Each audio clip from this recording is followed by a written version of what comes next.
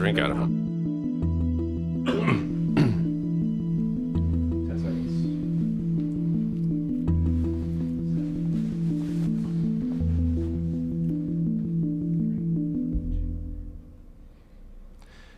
Cornell University is home to a vast collection of plaster casts of statues, statuettes, reliefs, and inscriptions from the ancient Near East, Egypt, Greece, and Rome, right in Goldwin Smith Hall.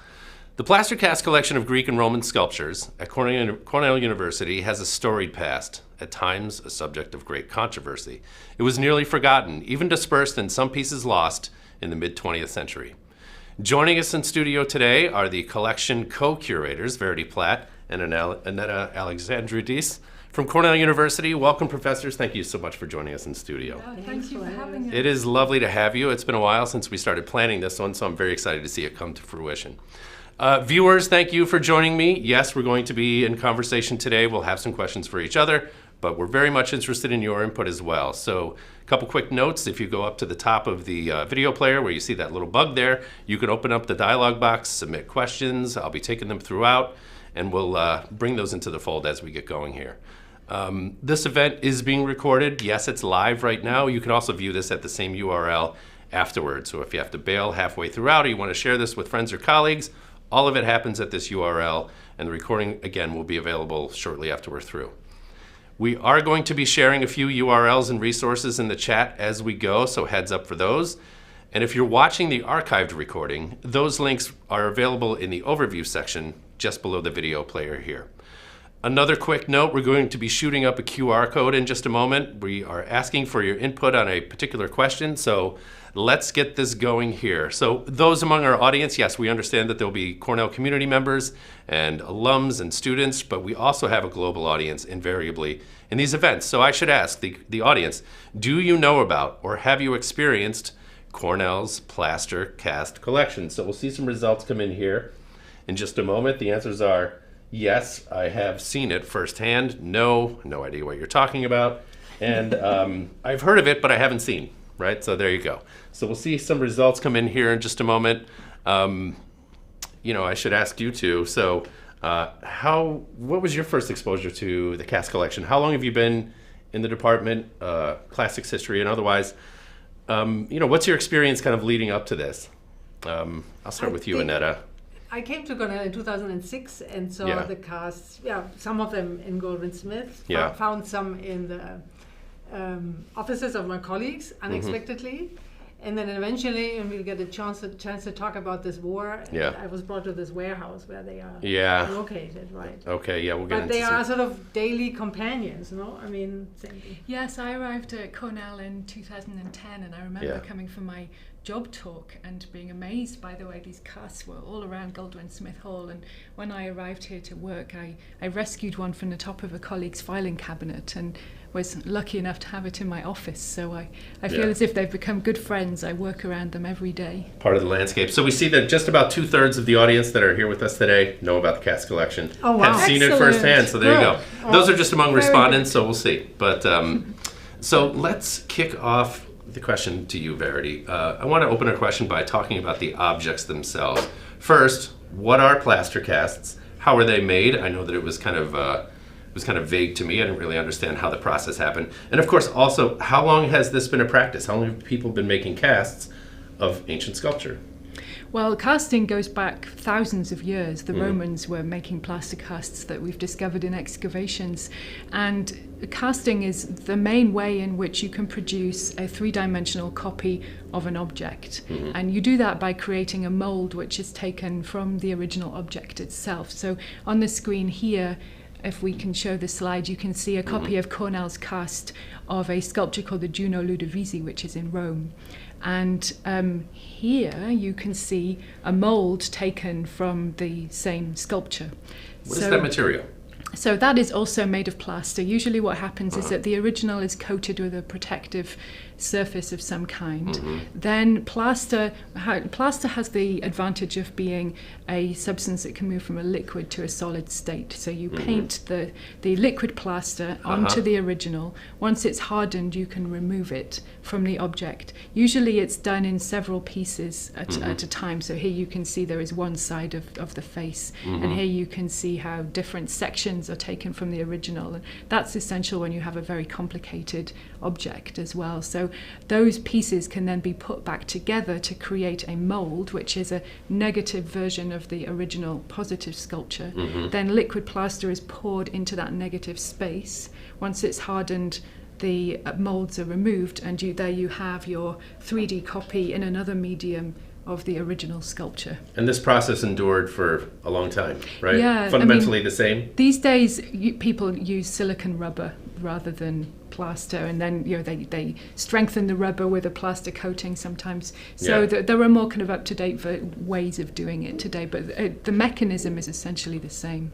Good. But maybe to add, most of the Cornell casts were made in the 19th century, and were made in this, what we call piece mold technique, which, old cast makers or molders formatori still think is the best one, because these last 100 years. The silicone mold lasts 5 years, maybe it wears out. Yeah. And so, you see each technology has its own pros and cons, right? Something we didn't talk about, how about the integrity of them, or rather the detail? Can you get really extremely detailed with these media? With this one, very much. We tried several sort of scanning techniques at Cornell with the human technology, the fashion department, with their body scanner, and this didn't work at all. So these sculptures are so, with all these undercuttings, so intricate. You need sometimes the more old-fashioned. And it can take years to train to make really high-quality casts. Oh, I'd imagine so. These are usually artists, sculptors who do this work. Yeah, that's right. Yeah. So Annette, let's go back to the history. The heyday was the 18th, 19th century. That was when, and maybe you can tell us why that was the heyday of plaster casts, but talk a little bit about the history. Set the table for us, if you could. The heyday of casts, indeed, in the 18th and 19th century is one where, actually, it starts in the Renaissance when the popes in Rome excavate the city and find all these ancient sculptures. And a lot of the aristocracy from north of the Alps also wants to have, this kind of material. And so they send artists sent from Italy to France and then Northern Europe to make molds or bring molds of these ancient sculptures and then have them replicated. And then also in the culture of the 18th century with a more sort of bourgeoisie society, where a broader society could sort of afford art, these people would go and then also use plaster casts. I think the absolute heyday was certainly the 19th century in a more industrialized way. Also because plaster, not only plaster casts of ancient sculptures, but also of all sorts of ornaments were replicated. That starts in London with the South Kensington Museum for training the good taste of the population. And you have really a kind of industrial production, churning them out in the thousands, casts and parts of casts. And so they did not only fill museums or private homes, but theaters,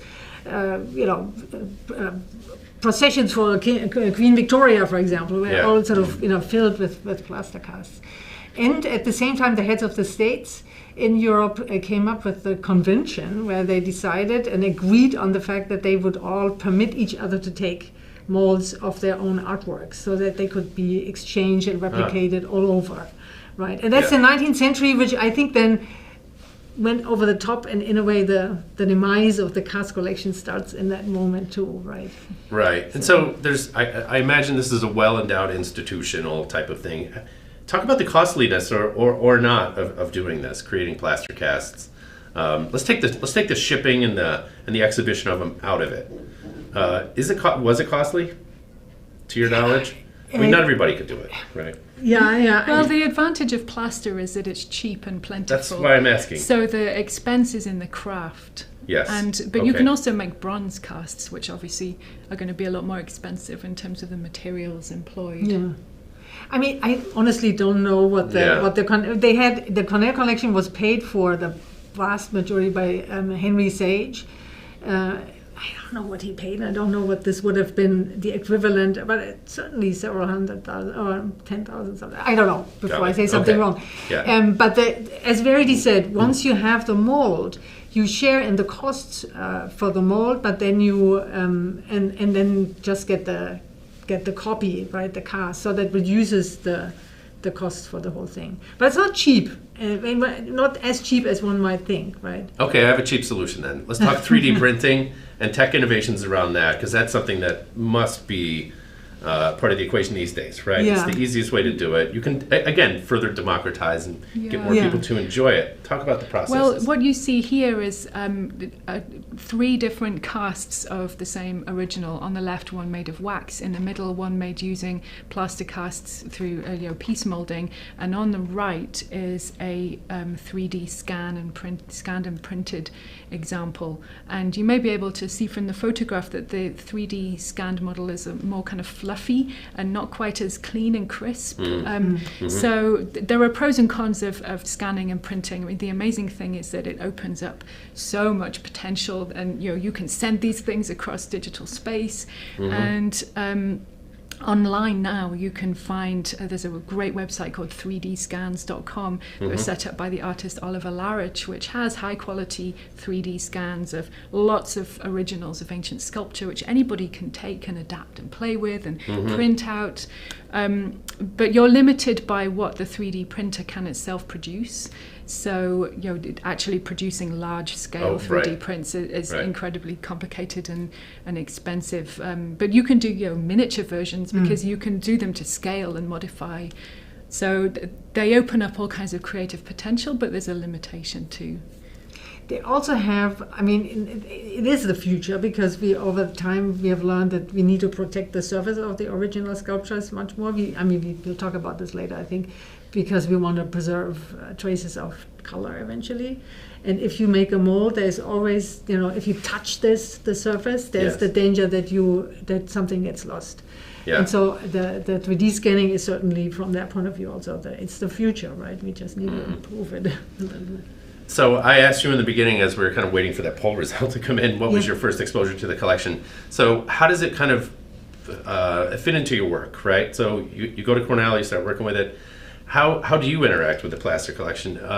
How do you use it for instruction or research or what have you?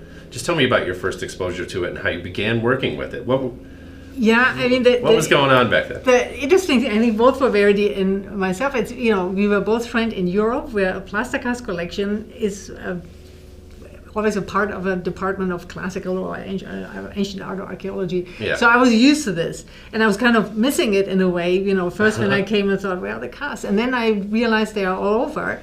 They are important for teaching. It's just to give these slides give you a completely wrong idea in the lecture of dimension, three-dimensionality, etc. It gives much more of a hands-on, direct exposure and experience to students if you can work with casts. I tried to, at the beginning, then set up a database with all the plaster casts in the warehouse, because some of the broken pieces were in part in Goldsmith, in part in the warehouse, and they made students work with them, restore them. We have our wonderful conservator, Kaja Maroni, who's a star, and who helps us with so much. And it's for the students, it's such a moment of happiness if you have 2 fragments and they go together. It clicks. This is a physical experience, and that's the truth. They belong together, right? It's unshakable. Yes. And that's a wonderful experience. And I think that's also a form of teaching, right? And teaching students to care about these objects, right? And then, I think these are the most important aspects of it. I have a question about this here. Okay, so this is Cornell. This is from Cornell's collection, right? How tall are these pieces? Are they 8 feet tall, something like that? It's hard to tell from where I sit, but they look towering. They're colossal. Yeah, this is over life size. Yeah, this is. I only know this in meters. That's certainly the central figure is maybe 3 meters or something. Okay. Yeah. Okay. Big. It's beautiful. So explain the missing components to it, right? We see vast chunks of torsos and half centaurs and this and that. Why the incomplete components of this? Forgive my ignorance. I don't know why they're incomplete. It's because the originals are fragmentary. So in this case, so what you see here, these are statues from one of the pediments of the Temple of Zeus at Olympia. When the Germans were given permission to excavate the site in the early 20th century, they weren't allowed to take objects away, but they were allowed to take molds of what they found at the site and produce casts. And because these have been on the pediment and at some point fallen down off the temple, they were very fragmentary. So that's why the casts themselves are not complete. Hey, let's cycle through some of these images. You have, I think, 3 more. On top of this one. Yeah, here, so what are we looking at fragment. Here? This is so the scene is the so-called centromachy, where in myth the so-called Lapiths group of people celebrate the wedding of their leader. And they invite the centaurs, these mixed creatures, horse and man, and they are famous for being, mixed creatures, being unruly, and they drink the wine and immediately get wild and assault the women at the wedding, and so they need to be, killed or struck down. So there's havoc. And the scene in the center, the big figure here is maybe we have the next one. Yeah, Apollo, the god Apollo, who in a way sort of tries to calm them, right? That's sort of the central figure of the scene. Yeah, that's the story. I think we have maybe one more in this set. No. No. Okay. I can go. Oops, sorry. Sorry for. It's all right. A little preview of what's to come. Yeah, of what's to come. I mean, if I can build up on what Verity said, the interesting part also, and this will lead also to later questions. I think in Berlin, the colleagues have found, the ledgers. Do you say this? With the orders. So you have the Cornell orders. They have been documented there of these casts, and this was late 19th century, and this is sort of really, we always say the excavation report in 3D. So even when not all the fragments of the sculpture were still found, they immediately sent off the cast. So we have some casts where the figure is now more complete. But Cornell was so eager to get the stuff immediately. They was sent off maybe too early, so to speak. Do you think that was due to Cornell's probably eagerness to be a competitive university? Right, we started in 1865, so it was we need this in order to establish ourselves as a serious archaeological. The first archaeologist here, Alfred Emerson, a very cosmopolitan man, had studied in Germany, has done his PhD in Germany, and was aware of the cast collection there. And he bought, and like A.D. White, also who studied in Berlin, they knew of that tradition to, use all sorts of materials as teaching materials, right? Speaking of teaching materials, so what was the original academic instructional pedagogical function of these? Because they hit on multiple disciplines, right? Yeah. How were casts used initially, and maybe you can tell us a little bit about how they might be used today. Yeah, well, here you can see a picture of the original Museum of Classical Archaeology in McGraw Hall in the late 19th century, and here you can see the basement of Goldwin Smith Hall, which was designed specifically to hold the cast collection and be a museum of classical archaeology. So the whole of the ground floor of the building was designed for this. Hey, can we speak to the beams there? So what's going on there? Are those casts as well? They look like carved wood, but those are casts of the Parthenon frieze, and so the beams are designed specifically to hold the frieze so that you can experience it kind of above your head in the way that you would when you would have visited the temple itself, which is cool. A better installation than the current British Museum one. Ooh. Actually. Yeah, it's quite clever. Take that, British it's Museum. Nicely done. Yeah, that's lovely. And then maybe there's one more here where we've got some. This is in the public space at the university. What's happening here? Yeah, so this is after Goldwin Smith Hall was developed, and space was needed for teaching rooms and lecture halls, and eventually the cast became less and less popular and useful, and several of them were removed from view. We'll come to that shortly, but here you see the original Temple of Zeus cafe that was installed in situ by the Olympia pediments, which you may recognize from the shot we saw before. So this is an image from the 60s or 70s where you can see everyone drinking coffee around the cast. I think some of our viewers may have memories of that, which we'd love to hear about. Yeah, exactly. We are going to ask you a question about that in the end. Just one other note, too. The Temple of Zeus, Goldwyn Smith Hall, now is beautifully adorned with sculptures, and it's just a beautiful place to be. There's a couple bronzes. I don't believe we threw them into our slide deck, but you can, stop by the see the cast collection and some of the web resources that we're going to be sharing with the audience. You can see how that kind of lives today, because it's a stunning space, and especially the statue of Nike towering over everyone at 20 something also in the feet tall. background, right? Oh yeah, there she exactly. So that one top left there still exists, still on a very high pedestal, and absolutely stunning to look at. Yeah. So originally these were being used for the teaching of classical archaeology, but also for training in the fine arts and architecture. The original collection included several fragments of pieces of architecture, cornices, architraves and things. And we have documentary photographs of Cornell students sketching from the casts. Sure. But then as the teaching of the fine arts changed during the 20th century, there were other priorities, and casts again became less important from that point of view. Yeah, speaking of less important, there was a time where it was, you had written in some prepared remarks, and that either of you can take this one. It was a prized university collection, right? It was a source of pride. It was a major, had major function in the academic workings of arts and science. And then it was just kind of fell into disrepair. It was dismantled. Many of the pieces were located off-site in a warehouse. What happened with all that? How did we arrive to this place where these things were being devalued and then at some point kind of pulled out of the curriculum? In some way. I mean, this is a very interesting story, and in a way, the Cornell history has sort of also made me work on this with the colleague, my Berlin colleague. I organized 2 conferences on the destruction of cast collections, and with Verity I've talked a lot about it and even done a small exhibition. There's so many reasons. One is certainly what Verity just said, classics sort of fell out of favor. Then there are other just banal, if you want, managerial reasons. These are bulky pieces, they take space. They at some points for the students seemed like ghosts, unuseful,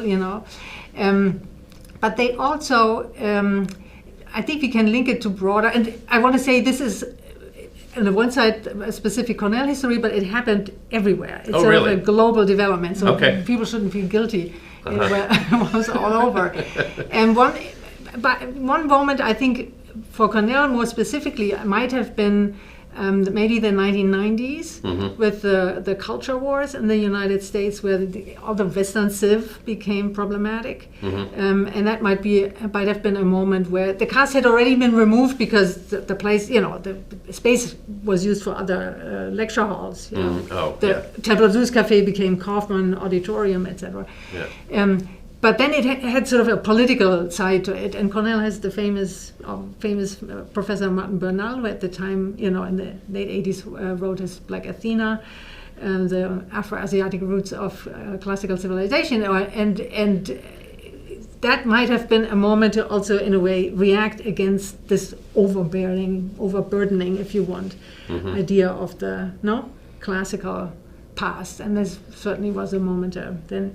Not only smash them, also, some of them, can we see this here? Well, some of them have been creatively painted over, etc. So it's not only a bad story. I think it goes along with also the devaluation of the idea of the copy. That these are kind of mass-produced replicas that have no intrinsic value of their own. They're only plaster.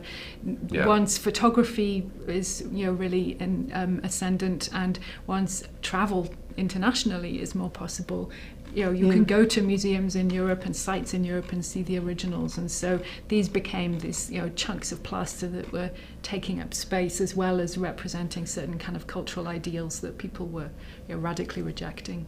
Hey, I've got some audience questions coming in. And just to pick up on what you said before, you mentioned the democratizing effect of the cast. This was certainly, and typically I would say American approach to the plaster cast, more than in Europe, democratize art. And that exactly, turned against itself because it was all over. I think it also had this sort of inflationary effect, right, as Verity just explained, and then it seemed valueless and cheap.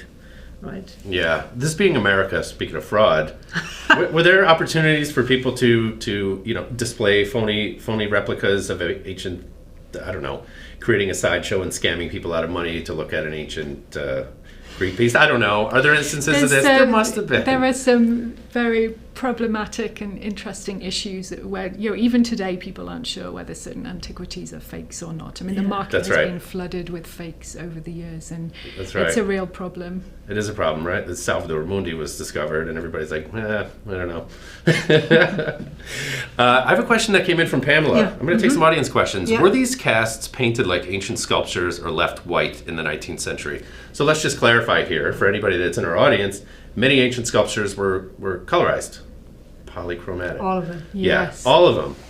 Okay, so I don't know. To your knowledge, were any of these casts painted in the same way to represent the ancient?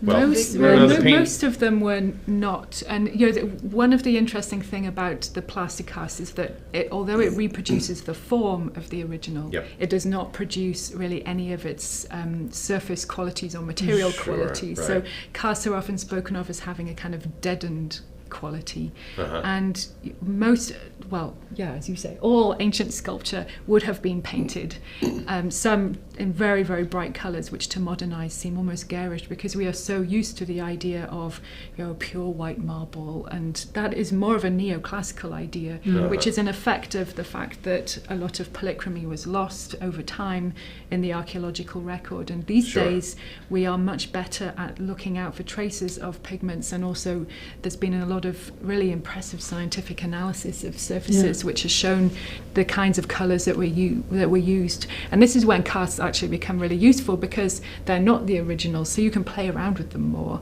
And you can actually paint them in order to try and experiment with polychromy and see the kinds of effects that they might have had. One other way of how, we should always keep in mind that the ancient sculptures were not only white or white marble, many were made of bronze, which has a color in itself, right? Yes. And where details were added in different alloys, or with reddish lips and, greenish eyes or something like that. And that some of the casts replicate this, or replicated this by a particular coating that imitated the bronzes, and these are the bronzes you referred to in Clermont Hall. Yes. They have this. When Verity curated the Clermont Hall area, she insisted that we go back to this and restore this kind of coating that imitates the bronze, because some of the statues came to Cornell white. And then they were painted black or greenish, right, in a not very elegant way. And now they have this, And we have a few that are more brightly painted as well that have been, people have experimented with over the years, which gives us an interesting history of the collection within the university about different, shifting attitudes towards the idea of polychromy. We've got another viewer who checks in. Go ahead. Sorry, no. I just wanted to see whether maybe a less frustrating image, the students working with this. But Harish, forgive me, chimes in. I took an arts and science class in the early 80s where we learned about the casts and eventually cleaned and restored them for placement all over, many in zoos. The class was known as Archaeology in Action. Is that arts and sciences class still offered today? Unfortunately not. We have sort of... Do you know about the course? No, but I know it, and I'm very grateful for this question because we need to make clear that this has a long history. Peter Cunningham, the former director of the Dendrochronological Laboratory, he always called this, I think, archaeology in the basement or something. And I know that he tried to rescue the cast. It also shows you that this comes and goes in waves. I mean, sometimes they are praised and then they get forgotten and back and forth. Yeah. And so we know of many students who in the 80s worked on these. We have sometimes classes where and here you see students working with casts. Yes. Sometimes we have students restore some of the casts, so they get to work with it. Verity and I organized 2 exhibitions where the students were also, cleaning and conserving. That's right. In the Firing the Cannon video, Firing the we had Cannon, many students working with yeah. Kasia Maroney on so those. to the audience, the class as such does not exist anymore, but we want to make sure that the students always get to work with the cast and hands-on. I mean, really touch them, right? Yeah, the image that you see here comes from a course I taught a few years ago on the materiality of ancient art, and it brought students together from Cornell and Yale to explore these themes. And so you see several different kinds of reproductions of ancient materials here. So in the foreground is a dark painted sculpture which is painted to look like a bronze original, which is in Naples. Then on the left, that long strip you see is actually a squeeze of an inscription, which is another way of taking a copy from an ancient artifact.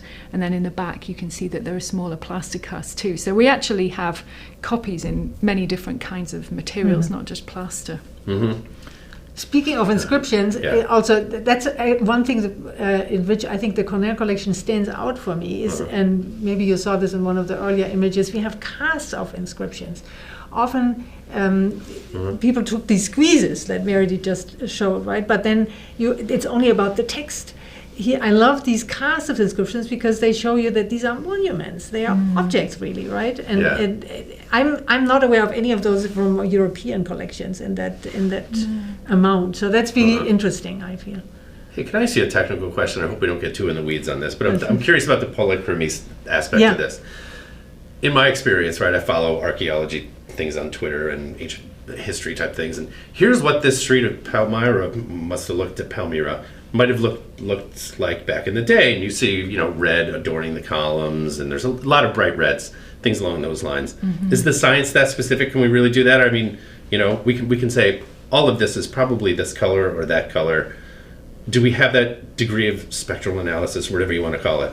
Yeah, there is. I mean, in very basic. I mean, we know about the kind of colors, the natural colors that were used, and some of them. Like the earth colors, let's say, yellow, brown, reddish, etc., are the earthen colors that also wash off more easily than the green and blue, sort of the copper, the metally. Right. And that means that over time, when this weathers, the surface, it leaves a deeper relief in the areas where the colors washed off earlier. Sure. And that gives us, at least, if not a complete sense, but at least an approximation which color to use for. And then there are now more, even I don't know all these details, more. Yeah, and it's difficult to know the intensity of the colors that were used. So you may be able to analyze pigment traces or other aspects of the surface in order to detect what pigment was used, but actually knowing the intensity and saturation of it is difficult, and different surfaces have different kinds of effects. So we know that a lot of ancient marble sculpture was painted with a technique that used wax. So the pigments suspended in the wax is called gnosis in ancient Greek, would have given this really amazing kind of sheen, almost like skin in a way. And that's something that we can't recover very easily in the archaeological record. Sometimes, things are amazingly preserved, and then you see, a little border, and you also see shadowing, other colors added to it. Give, so we get a sense of, how to eventually reconstruct. And it's certainly also, in a way, that the casts have, I would say, also slowed down this development because they were so aesthetically so prevalent that for a long time archaeologists knew about polychromy. Even good old Winkelmann writes about it. But the paradigm, of the white marble would always sort of brush this away. Even people knew better. They did experiments in the 19th century. And if you now think of it, this was never news. It's just it's almost ideological. That was sort of brushed aside. Hey, can we talk media for a minute? Bronze. Every once in a while, someone will pull a beautiful bronze piece out of the bottom of the Adriatic or something pretty recently. Those things preserve beautifully, right? They're down below. There's no oxygen down there. They don't degrade. How prevalent was bronze versus marble versus other stone? I mean, I don't know. Bronze seemed to last forever. That's a super question. Uh-huh. And the Getty Museum organized a great exhibition a couple of years ago. I think, Verity, you give this to your students. Yeah, even to the something DC version called yeah. Power and Pathos, about Hellenistic bronzes, and they are extraordinary, and the quality of the finish that survives it can be extraordinary. The problem with bronze is, because it's valuable, it was melted down so often in antiquity that far fewer bronzes survive, other than in situations like shipwrecks. So the other thing going on is the idea that the Greeks created these wonderful originals in bronze that then the Romans copied in marble, and so we have lots of these Roman versions of lost Greek originals. And because those are in marble and have been reproduced as casts, they give the idea of this white marble kind of trend, which actually doesn't correspond even to what the Roman situation would have been like. There would have been far more, especially in the classical age, far more bronze statues, because they are so, as Verity just said, so rare today. We celebrate them, a bronze original. In antiquity, this would have been normal and also much cheaper than a marble statue. Also, because if you make a mistake, you just melt the bronze down again. Sure. If you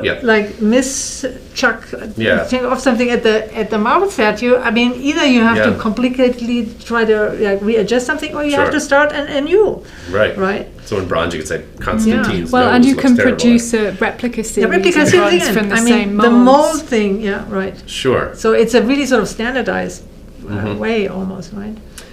I want to ask you, Annetta, about using the plaster cast collection for research. You talked about laboratory applications, other applications and other teaching opportunities that we haven't Let me see, do we have a... Oh, yeah.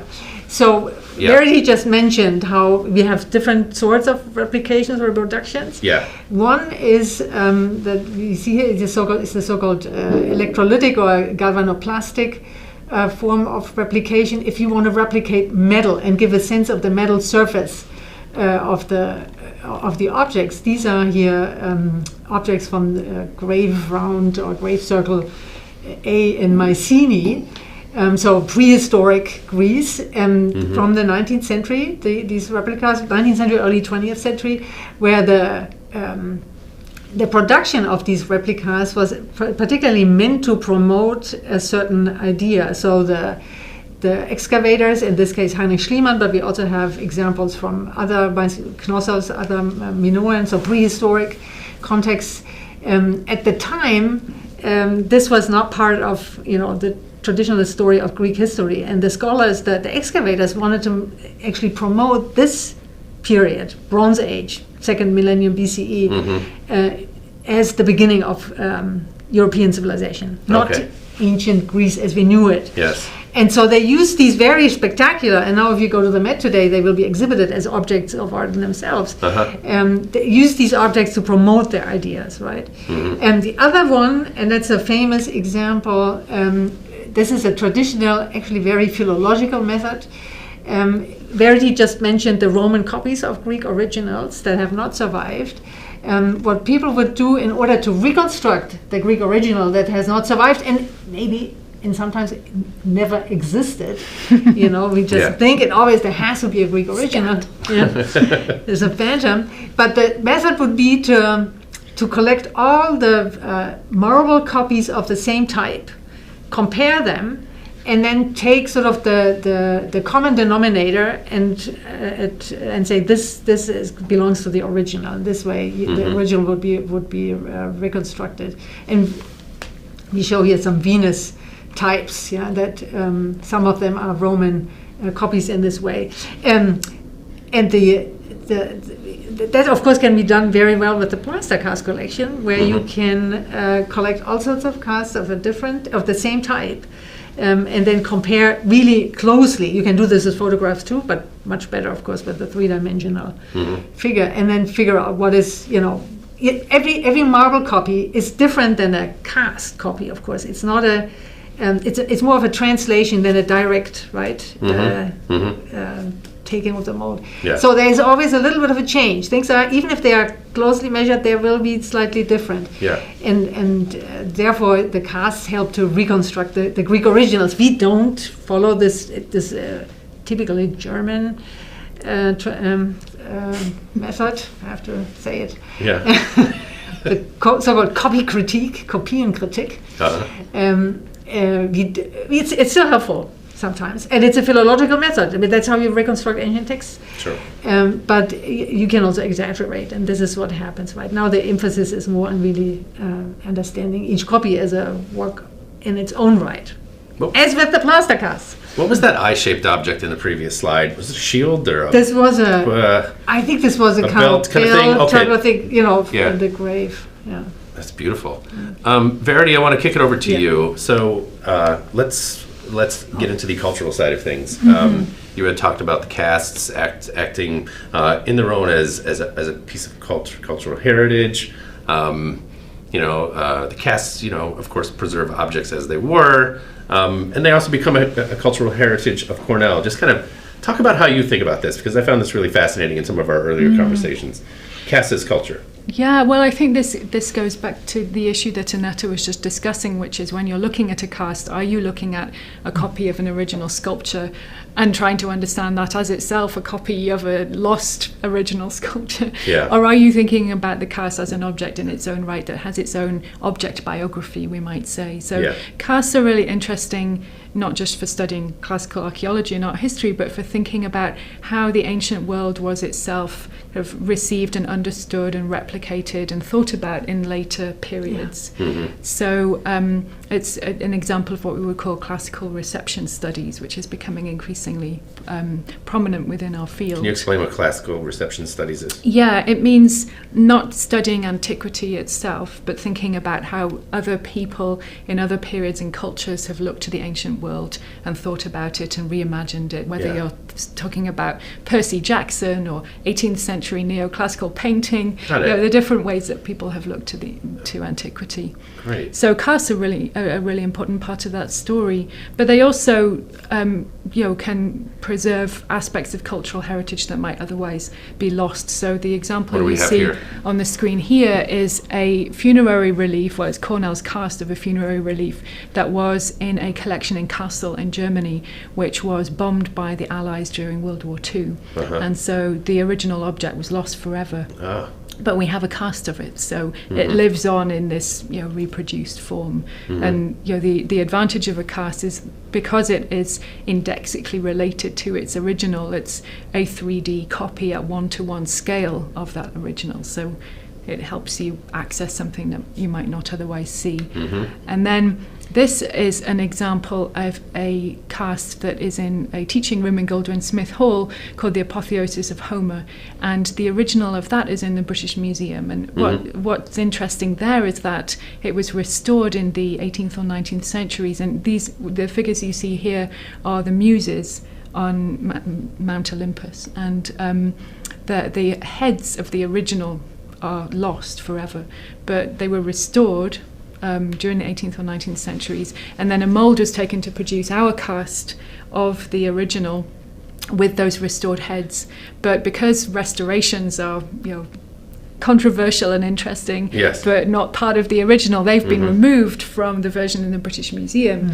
We have this kind of snapshot of the history of that object, which otherwise would have been lost forever if the casts hadn't been taken before the restorations were removed. So there you see a kind of museum history or museological history of the object, and you can talk about shifting attitudes to restoration using a piece like this. How big is that piece?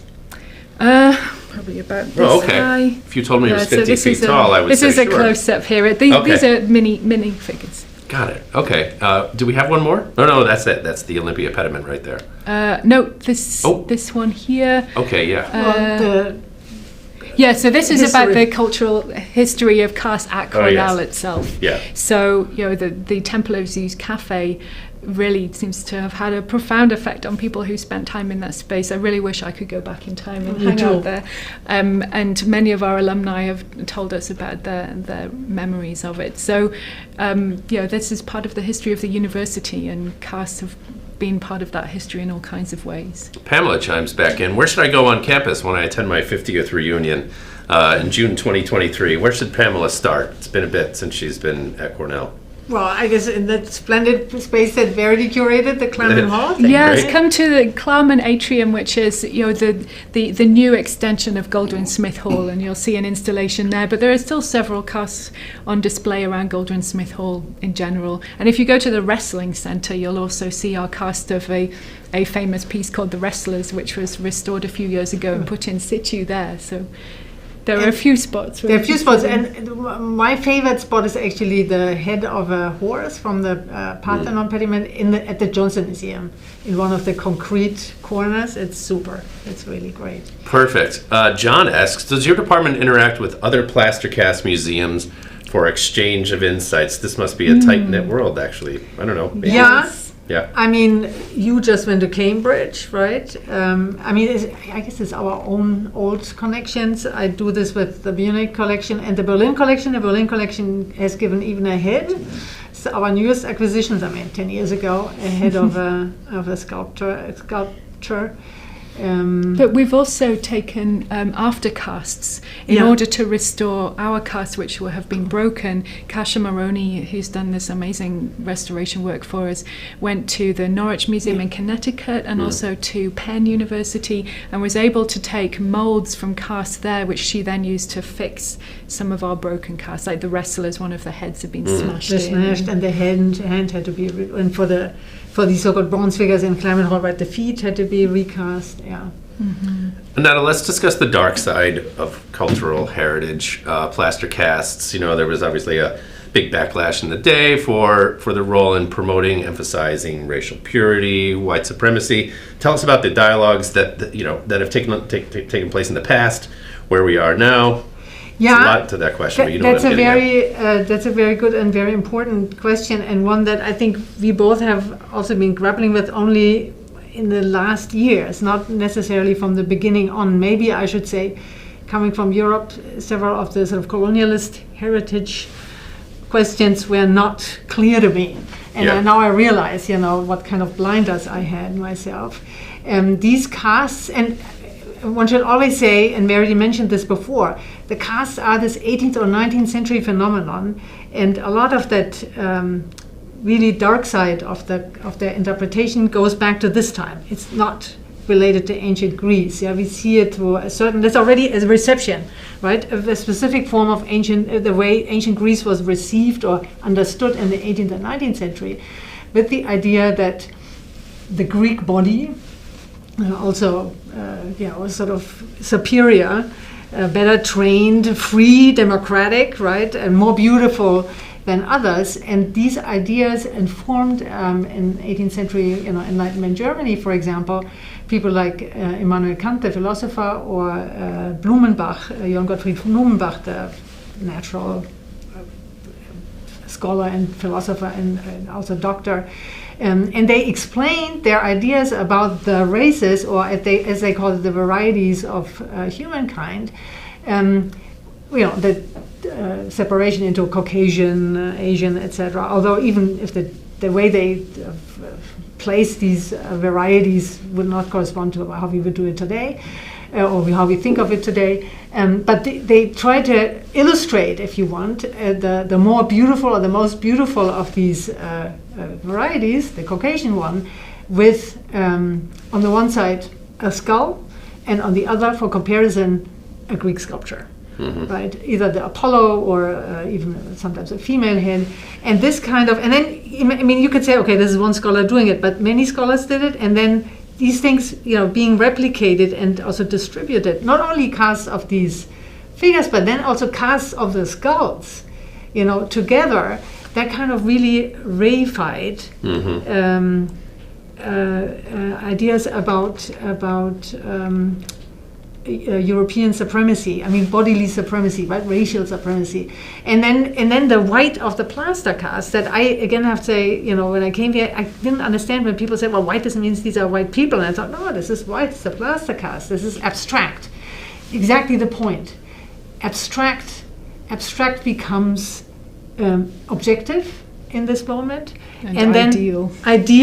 And the figure becomes man as such, and man as such turns out to be a Greek god, right? Mm-hmm. That's the issue. That sort of universalism that is like deeply racist. Mm-hmm. And then you put that together with the use of neoclassical architecture and certain monumental traditions that reinforces a certain kind of visual language of power that can be a very oppressive form of power, especially within colonialist contexts. And the whole visual setup becomes deeply problematic. Yeah, and maybe a nod to the sequel that maybe we'll have in the future, but the degree to which it influenced, statuary here in the United States. We talk about Confederate monuments. Absolutely. Those are cut from the same cloth. Absolutely. They look the same. They're on pedestals. You know what I mean? Yeah. And it is, I think, for the United States, because I honestly won't have a problem in smashing a cast because of that history. Here, I sometimes feel for people, this is so much tied to the whole aesthetic, tied to the foundation of the country. Mm-hmm. Right, that it has a strong connection that is I don't know whether you have the same experience in Germany. There is a strong neoclassical tradition, but it doesn't match the one here at all. Yeah. Right, mm-hmm. And so I can understand why people have more of an attachment to this kind of aesthetics. That really this is really the identity of the country, right? And then it's more difficult to get to the point to realize it also has a problematic baggage. Right. And then we end up with destruction. So let's go back to the Cornell cast collection. We've got an example where a pretty valuable cast was defaced in this particular way. When was that done? We don't know exactly. Oh, not I sure. know, maybe 80s or 90s. Oh, yeah. But it's really interesting in relation to what Annette was just saying about the idea of man as such. This, where we have a metope from the Temple of Zeus at Olympia showing Hercules wrestling with a bull. And at some point when these were deinstalled, somebody has written on it, "I'm art," and given him some lipstick as well. But this goes along with the idea that these objects represent some kind of apogee or cultural apex that needs to be brought down to size because it has become so problematic. And so it's kind of satirizing the status that has been given to classical art within the Western tradition and problematizing it. So we were keen to actually show this object in the exhibition we did a few years ago in order to show this is part of the history of cast as well, and it's a really important part of the story to tell. Perfect. I'm glad you included it. Annette? But no, I think we both were, as shocked as we were to see these, manipulated, let's say, casts at the beginning. In the end, we loved it. I know. Because we thought it's creative also. It's liberating. Right, yeah. And it's and you can interpret it in different ways. So this firing the cannon, ingenious title Verdi came up with. This was at the occasion of the sesquicentennial of the university, and this was such a wonderful occasion to do it in this chilled water plant and really like celebrate also the what had happened to the cast and take it seriously, right? Yeah. There's a frieze in Goldwin-Smith Hall that somebody has written underneath at some point, "You killed our creativity." So there is a real active discourse around this. Yeah. I mean, I don't know whether we are supposed to tell us, but Kasia Maroni, our conservator, has, of course, the closest contact. And in conserving some of these Venus figures, she one day called us in horror and said, well, they look very dirty with dripping things. And she said, this is glue and urine and semen.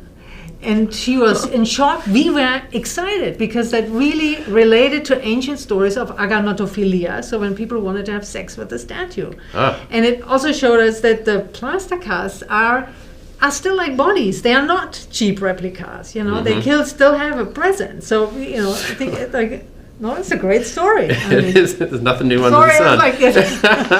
That looks like a beautiful album cover to me. I don't know. I have a question from Kathy who chimes in. What are the best websites? Maybe you can just sort of share some resources here for those who are curious to see digital images of what the sculptures would have looked like when they were painted. We go back to the to the coloration and things like that. Are there any resources that kind of jump out at you? Annette, you will know more about this than me, but there is a whole series of exhibitions related to work done in Germany called Gods in Color, or Bunte Goethe, that travelled around several different museums in Europe and the US. So if you Google Gods in Color, then you will see some really great pictures. But then it's true, but I think so many museums do work on I think the Vatican in Rome, the Copenhagen has a whole polychromy project. So it's via museums, I think, where one also can find sources. Otherwise, maybe we can we do this, like leave things later on, if you know. Yes. So we will fill you with more information. I would need to look it up. And there was a really excellent article in the New Yorker a few years ago about this topic. About also the question with skin color and Good. We don't have a lot of time remaining. I want to make sure we include this one particular component. You had mentioned that many of these cast collections have been destroyed, widely dispersed, forgotten. What if someone in our audience has a cast, right? Or access, or knows someone who does, who would like it to be returned to Cornell? I will say that in the end of this, we're going to offer a poll question for you to share an experience or something along those lines, whether you have a cast piece or something like that. So there's going to be an open text kind of thing. We won't come and chase you down, but if you want to help out and help in restoring components of the cast collection, happy to do that. What if someone has a piece? Give it to us. Please let us know. We know of some cases where people felt like they were rescuing casts by taking them home, and later on their family members have contacted us and returned them to the university. Yeah, I mean, again, I think we both have also made a development here through the years. At the beginning, I was upset to see people, having their own little cast with feather boas, etc. Now it's fine. I mean, they have a relationship with this object, and that's wonderful.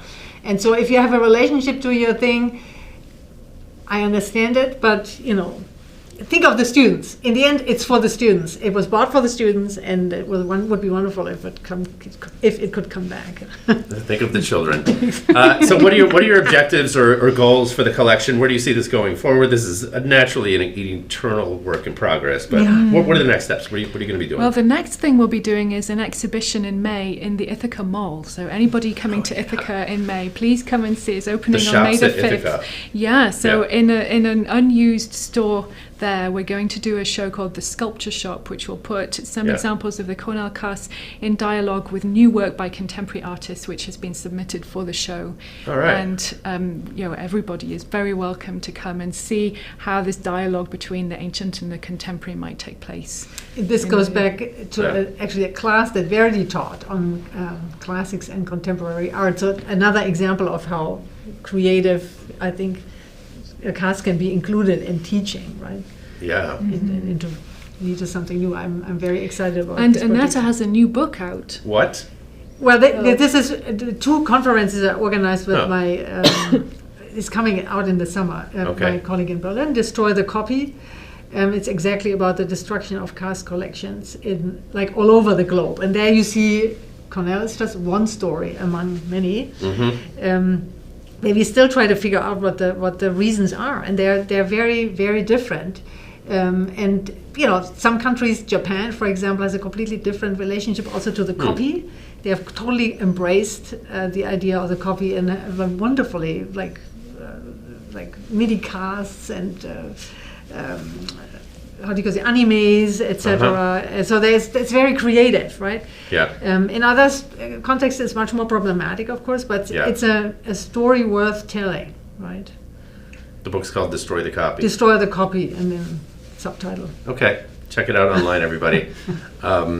Annette Verdi, I want to thank you for joining us today. Thanks for having us. Thanks for the questions. It was great. Great questions from the audience. Let me slide down and make sure that there are none left. Oh, shoot, I lost my place. There we are. There we go. Pamela. Sorry, one quick one here. She's thinking about the cast. Do you provide amnesty? Yes. Yeah. No questions associated with this. No questions asked. Honorary mention. No questions asked. Okay, good. Great policy. Well, thank you two for coming. It's been an absolute pleasure. I hope we can do this again someday.